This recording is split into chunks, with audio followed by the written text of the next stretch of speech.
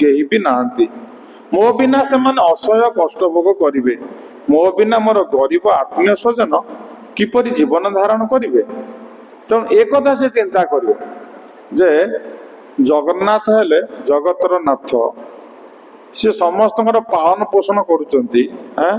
हाथी की प्रभुपाद कहले हाथी खाया किए दउछि? कृष्ण। पिंपुड़ी की कृष्ण। जलजा नवलक्षण, जल रे 9 लाख प्रकार जीव अच्छा खाया किए दउछि? पक्षीना 10 लाख, 10 लाख पक्षी किए खाया दउछि? चतुर्लक्ष मानव, 4 लाख प्रकार मानव किए दउछि?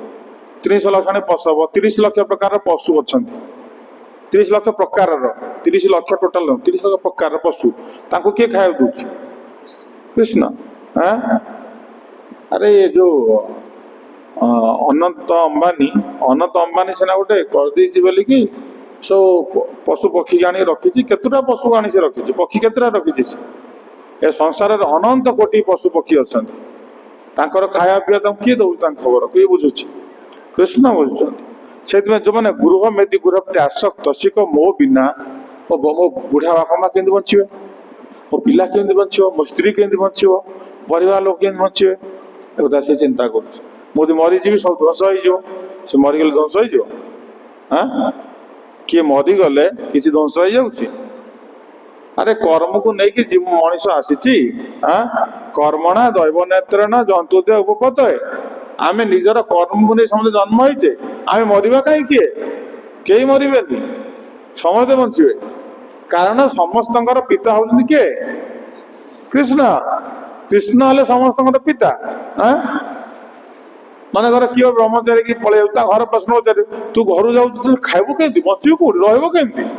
तुम कथा बुझिबो किए? किए बुझिबो? कौन कृष्ण बुझिबे? कृष्ण जगतर कथा बुझुचंती। जे जन भक्त थिले से घर छाड़ी पड़ नथिले। कहीं छाड़ी पड़ नथिले? एई भावना ताकर आसुतला। हमर श्री श्रीमद गौरांग गुरु महाराज ताकर 6टी संतान थिले, 4टा पुओ 2टा झियो, 6टी संतान ताकर थिले। तेणु सी एसआई हो गले, हेडमास्टर थे, हेडमास्टर प्रमोशन एसआई होते। तेणु सी कौन कले ना घर छाड़ी पलैले, क्या कहना पलैले। घर जो पलैले पिला मरीगले। पिला मरबे कहीं? कई पिला मरबे। गाई मरीगला तार छुआ बंचीगला,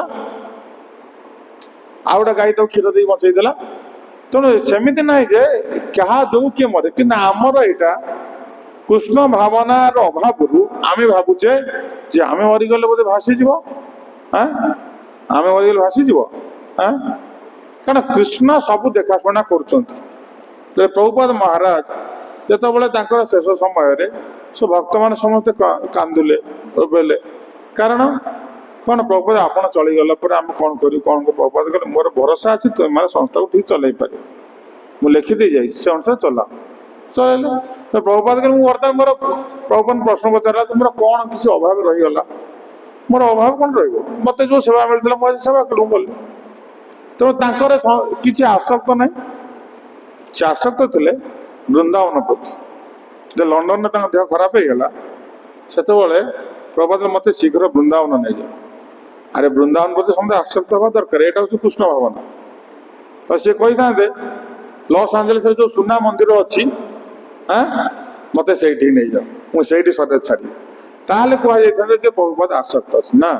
प्रभात मत वृंदावन नहीं जाओ, कारण वृंदावन प्रति समस्त स्वतःपूत भाव आसक्त अच्छे। कहले वृंदावन मो घर, वृंदावन हूँ घर, समस्त घर वृंदावन। तेणु जड़े महाराज थे आफ्रिकार, साउथ आफ्रिकार ना भूली जाइए महाराज ना। से जो शेष समय हो गला से गोटे कीर्तन कले। को कीर्तन कले? महामंत्र तो कीर्तन करुले, सहित से कहले जय जय राधे जय जय श्याम जय जय श्री वृंदावन धाम। महाराज क्रंदन करी करी ए भजन गाई गाई शरीर छाड़े। जय जय राधे जय जय श्याम जय जय श्री वृंदावन धाम। देखो केते तांकर मनरे केते भगवान प्रति थिला प्रेमपूर्ण भावनाटा ये बुझी पार। शेष मुहूर्त से जय जय राधे जय जय श्याम जय जय श्री वृंदावन धाम, ये भावना जड़े रही सदा छाड़ा दरकार।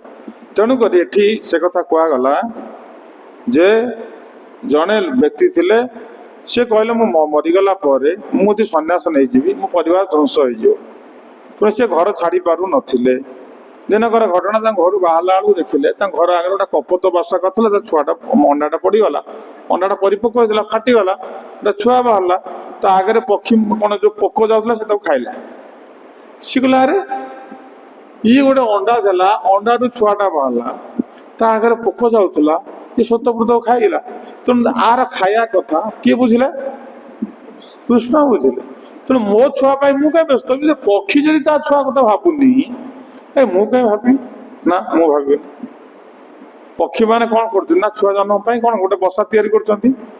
ଯେତେବେଳେ ବସାରେ ଅଣ୍ଡା ଦେବେ, ଛୁଆ ଯେତେବେଳେ ଜନ୍ମ ହେଇଗଲେ ତାଙ୍କୁ ସେଠି ଟିକେ ଶିଖେଇବ, ବୁଲାବୁଲି ଉଡ଼ା ଉଡ଼ି ଶିଖେଇବ। ଯେତେବେଳେ ସେମାନେ ସ୍ୱୟଂଚାଳିତ ହେଇଯିବେ, ନିଜେ ନିଜେ ଉଡ଼ିବେ, ଆଉ ବସାକୁ ଆସିବେ କିଏ? ପୁଣି ସେ ଗଛ ଡାଳରେ ସେ ରାତି ସାରା ଶୋଇବେ। ଆଉ ତାଙ୍କର ଘର ନାହିଁ, ଘର ସେଇଠି ଶେଷ। ଘର କେବଳ ହେଇଥିଲା କୋଉ ପର୍ପୋଜ ପାଇଁ? ଛୁଆ ଜନ୍ମ କରିବେ, ଛୁଆକୁ ପାଳିବା ପାଇଁକି ବସା, ତାପରେ ଆଉ ନାହିଁ। କିନ୍ତୁ ଆମେ ରହିବା, ଛୁଆ ରହିବେ, ନାତି ରହିବ, ତା ନାତି ରହିବ, ସେଥିପାଇଁ ଗୋଟେ ଘର ବନଉଛୁ। ଏମିତି ଘର ବନେଇବା ଯଦି ଭୂମିକମ୍ପରେ ଭାଙ୍ଗିବନି।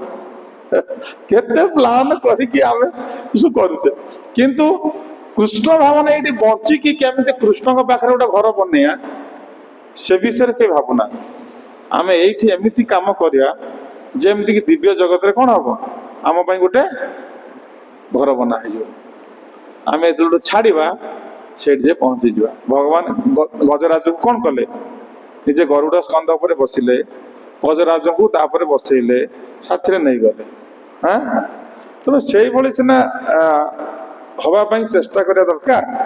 କାରଣ ଛୋଟ ଦିନରୁ ଆସକ୍ତ ରହିବ, ଯେତେବେଳେ ମଝିକୁ ଯିବା, ପୁଣି ଯେତେବେଳେ ବୟସ ବଢ଼ିବ କମେଇ କମେଇ ଆସିବ, ଗୃହ ପ୍ରତି ଆସକ୍ତ କମି କୃଷ୍ଣଙ୍କ ପ୍ରତି ଆସକ୍ତ ବଢ଼ିବା, ତାହେଲେ ଆମ ଜୀବନଟା ସଫଳ ହେଇଯିବ। ସେଇ କଥା ଏଠି କୁହାଯାଉଛି, ହାୟ ମୋର ବୃଦ୍ଧ ପିତାମାତା ତଥା କୋଳରେ ଶିଶୁପୁତ୍ର ଧରି ମୋର ପତ୍ନୀ ଏବଂ ଅନ୍ୟ ସନ୍ତାନଗଣ, ମୋ ବିନା ତାଙ୍କର ରକ୍ଷଣାବେକ୍ଷଣ ଦାୟିତ୍ୱ ନେବାକୁ କେହି ବି ନାହାନ୍ତି।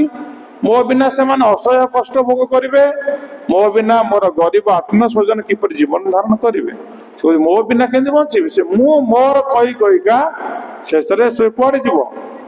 ନର୍କକୁ ପଳେଇବ।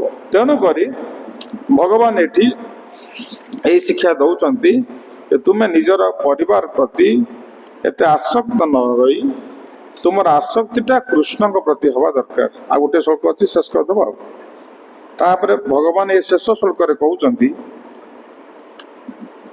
ଏବଂ ଗୃହ ଆଶୟ ଆକ୍ଷିପ୍ତ ହୃଦୟ ମୂଢ଼ଧି ଅତୃପ୍ତ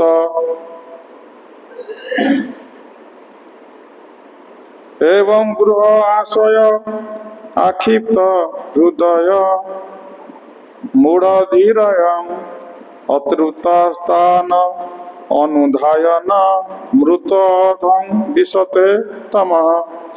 ଏହିପରି ଭାବରେ ନିଜର ମୂର୍ଖତାପୂର୍ଣ୍ଣ ମନୋବୃତ୍ତି କାରଣରୁ ପାରିବାରିକ ଆସକ୍ତିରେ ଅଭିଭୂତ ରହିଥିବା ଗୃହସ୍ଥ କେବେ ହେଲେ ସନ୍ତୁଷ୍ଟ ହୋଇପାରିନଥାଏ।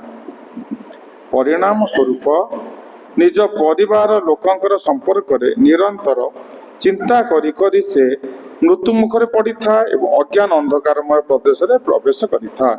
ତେଣୁ ଭଗବାନ ଏଠି ଫାଇନାଲ କଥା କହିଲେ, ଏହିପରି ଭାବରେ ନିଜର ମୂର୍ଖତାପୂର୍ଣ୍ଣ ମନୋବୃତ୍ତି ଯୋଗୁଁ, ଆମର ଏଇଟା ହେଉଛି ମୂର୍ଖତାପୂର୍ଣ୍ଣ ମନୋବୃତ୍ତି। ଯାହା ସବୁ ଆଲୋଚନା କଲେ, ଯେଉଁ ଗୃହସ୍ଥ ଯେଉଁ ଗୃହ ପ୍ରତି ଆସକ୍ତ, ସେଇଟା ହେଉଛି ତାର କ'ଣ? ମୂର୍ଖତାପୂର୍ଣ୍ଣ ମନୋବୃତ୍ତି। ମୂର୍ଖତାପୂର୍ଣ୍ଣ ମନୋବୃତ୍ତି ପାଇଁ ଆଜି ସେ କ'ଣ କରୁଛି ନା, କାରଣରୁ ପାରିବାରିକ ଆସକ୍ତିରେ ଅଭିଭୂତ ରହିଥିବା ଗୃହସ୍ଥ କେବେ ହେଲେ ସନ୍ତୁଷ୍ଟ ହୋଇପାରିନଥାଏ। କେତେବେଳେ ସେ ସନ୍ତୁଷ୍ଟ ହୋଇପାରିବନି। ପରିଣାମ ସ୍ୱରୂପ ନିଜ ପରିବାର ଲୋକଙ୍କ ସମ୍ପର୍କରେ ନିରନ୍ତର ଚିନ୍ତା କରି କରି ସେ ମୃତ୍ୟୁ ମୁଖରେ ପଡ଼ିଥାଏ। ନିରନ୍ତର ଚିନ୍ତା କରିବ, ସେଇ ପିଲା ଛୁଆଙ୍କ କଥା ଚିନ୍ତା କରି କରି କରି କରି ଶେଷକୁ ସେ କୁଆଡ଼େ ଯିବ? ମୃତ୍ୟୁ ମୁଖରେ ପଡ଼ିଥାଏ ଏବଂ ଅଜ୍ଞାନ ଅନ୍ଧକାର ମଧ୍ୟରେ ପ୍ରବେଶ କରିଥାଏ। ଖାଲି ମୃତ୍ୟୁ ମୁଖରେ ପଡ଼ିନଥାଏ, ତତ୍ସଙ୍ଗେ ସେ କୁଆଡ଼େ ଯିବ? ସେ ଅଜ୍ଞାନ ଅନ୍ଧକାର ମାନେ କୁଆଡ଼େ ପଳେଇବ? ନର୍କକୁ ପତିତ ହେଇଯିବ। तो सेप्रति समस्ते सचेतन हवा दरकार। आम मैंने समस्ते भगवान कृष्ण प्रति आसक्त हेले आम जीवनटा सफल हो। तेणु आम मैंने भाव आम मैंने जदि जीवन बितेबा निश्चित भाव शेष आम मानकर परम गति हम। जय जय ग्रंथराज भागवत महापुराण की जय। जय श्री प्रभुपाद महाराज की जय। जय श्री गुरु महाराज की जय। सीताराम लक्ष्मण हनुमान महाराज की जय। निताय गौर सीतानाथ ब्रह्मानंदे हरि हरि बोल।